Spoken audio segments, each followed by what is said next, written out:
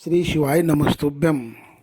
27 मई से 2 जून तक धाराशिव में चल रही है 7 दिन की श्री अधिक मास महाशिवपुराण कथा का आज चौथा दिन संपन्न हुआ, जिसका समय 2 बजे से 5 बजे तक था।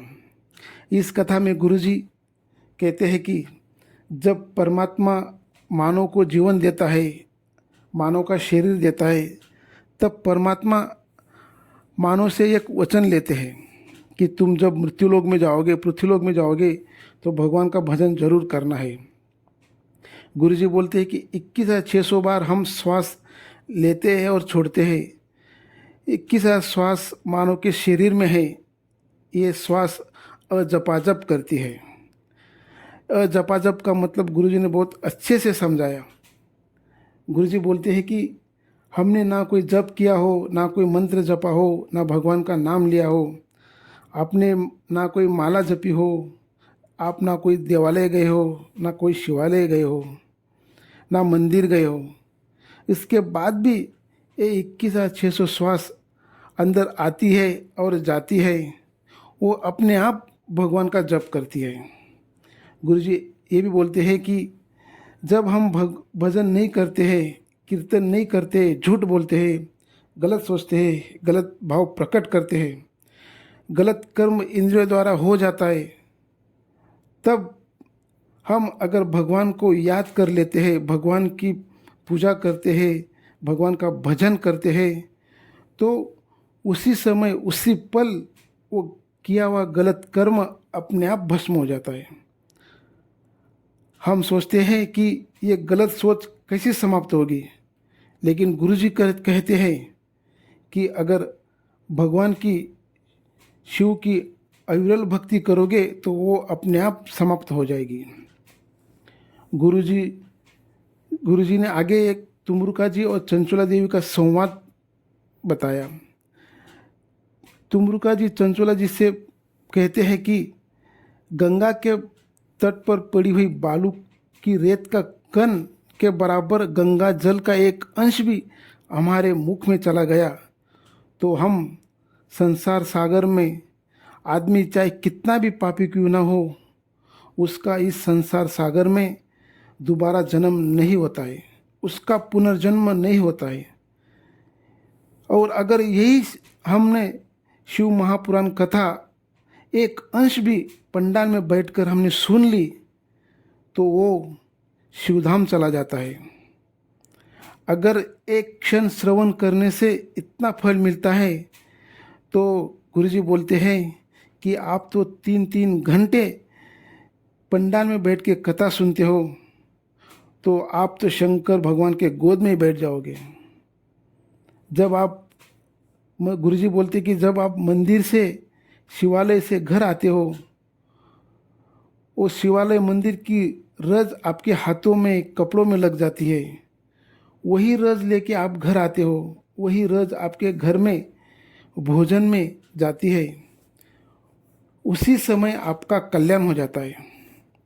गुरुजी ने प्राचीन शिव मंदिरों का भी वर्णन बहुत अच्छे से किया है।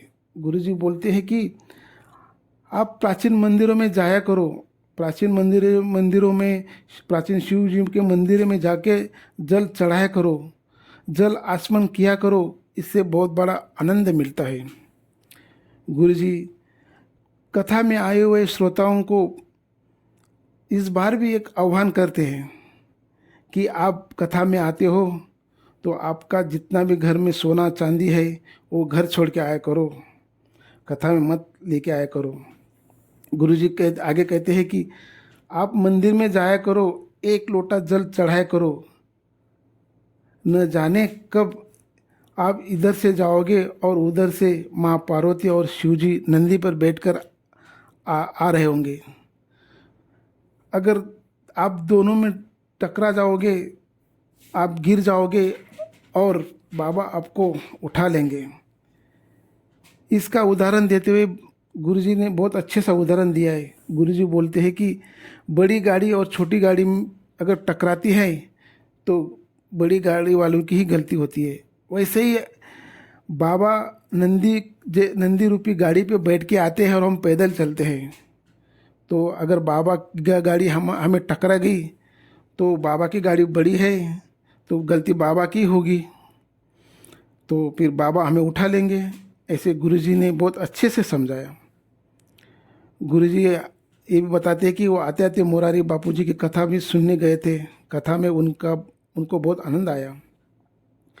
गुरुजी आगे बताते हैं कि जो शिव पर आस लगाकर बैठे हैं उसे दुनिया वाले चाहे कितने भी तकलीफ दे, चाहे कितने भी बद्दुआ दे, चाहे कितना भी भला बुरा कहे, उसका जवाब वो नहीं देता है, उसका जवाब तो खुद महादेव देता है। इसके लिए गुरुजी ने एक इंद्र और नंदी की बहुत अच्छी सी कथा सुनाई। गुरुजी आगे बोलते हैं कि सच्चा शिव भक्त की पहचान कैसी होनी चाहिए, सच्चा शिव भक्त कैसा होना चाहिए। गुरुजी बोलते कि सच्चा शिव भक्त वो है, चाहे दुनिया वाले उसे कितनी ही बद्दुआ दे, कितनी ही ताने दे, कितने ही श्राप दे, कितनी ही चाहे गालियाँ दे, लेकिन सच्चा शिव भक्त कभी भी अपने मुंह से उसके लिए बुरा नहीं बोलते हैं। यही सच्चे शिव भक्त की पहचान गुरुजी ने बताई। गुरुजी कहते हैं कि आप जब भी शिव मंदिर जाओगे तो पहले शिव जी से बातें करो, उनको अपनी दुख सुख की बातें सुनाओ, फिर शिव जी को जल चढ़ाओ। आगे गुरुजी ने शिव में बंद्रे मुरली मनोहर मंदिर का भी जिक्र किया। वो कहते हैं कि यह मंदिर तीनों युगों को दर्शाता है। आगे गुरुजी ने अपनी कथा में अपुदी अडिगल नामक 63 नैनारों में से एक नैनारों की कथा सुनाई। अपुदी अडिगल के काल में ही एक अपर स्वामी नाम के बहुत बड़े शिव भक्त थे। उसी शिव भक्तों को अपुदी अडिगल बहुत मानते थे। अपुदी अडिगल शिव भक्तों की बहुत सेवा करते थे। अपर स्वामी की सेवा करते करते उन्होंने अपर स्वामी को अपने हृदय में बिठा लिया। अपनी सारी चीज़ों को उन्होंने अपर स्वामी ही नाम दे दिया है। एक दिन अपुदी अडिगल को पता चला कि नगर में अपर स्वामी आए हुए हैं।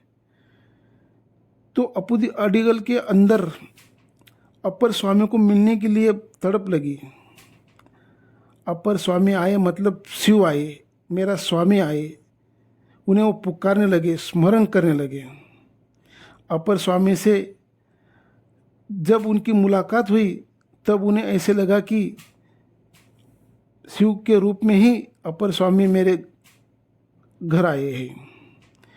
अपुदी अडिगल ने अपर स्वामी जी को भोजन के लिए अपने घर आमंत्रित किया। अपुदी ने घर पर भोजन की तैयारी की और अपने बेटे को केले के पत्ते लाने के लिए जंगल में भेज दिया।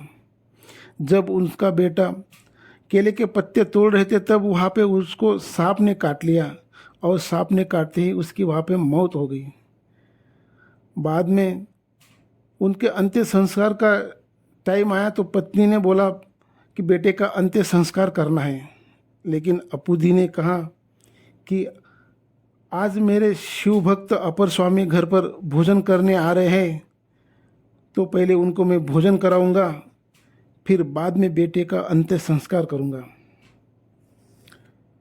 अपुदी भोजन लेके अपर स्वामी के पास जाते हैं, अपर स्वामी को भोजन करवाते हैं, लेकिन अपर स्वामी समझ जाते हैं घर में कुछ हुआ है। अपर स्वामी ने आखिर में पूछ ही लिया कि आप लोगों का चेहरा क्यों उतरा है। तब अपुदी ने जो घटना घड़ी वो अपर स्वामी जी को बताई दी कि जब केले के पत्ते लेने के लिए मेरा बेटा जंगल में गया तो वहाँ पर सांप ने काट लिया और उसकी वही मौत हो गई। ये खबर सुनकर अपर स्वामी बहुत दुखी हुए और बोले कि अब भोजन मैं बाद में करूँगा, पहले जहाँ बेटे का शव पड़ा है वहाँ चलो। तो जहाँ पे बेटे का शव पड़ा था वहाँ गए और अपर स्वामी ने बोला कि पहले तुम्हारे बेटे का भोजन कराऊंगा, फिर बाद में मैं भोजन करूँगा। अपर स्वामी बेटे के पास गए और अपने पास से कुछ भस्म निकाली और बेटे के माथे पर त्रिपुंड बना दिया। त्रिपुंड बनाते ही बेटा उठकर खड़ा हो गया और अपूदी ने अपर स्वामी के चरण पकड़ लिए और अपर स्वामी की भक्ति में लीन हो गए। यहाँ पर आज की कथा समाप्त हुई है, कथा का विराम हुआ है। कल 5वें दिन की कथा होगी। दोस्तों, आज की कथा का संक्षिप्त विवरण आपको तो अच्छा ही लगा होगा। कल 5वें दिन की कथा होगी, उसका संक्षिप्त विवरण लेके मैं फिर हाजिर रहूँगा। इसीलिए वीडियो को सब्सक्राइब करो, लाइक करो, ताकि कल की कथा का संक्षिप्त विवरण आपको श्रवण करा सकूँ। धन्यवाद। श्री शिवाय नमस्तुभ्यम।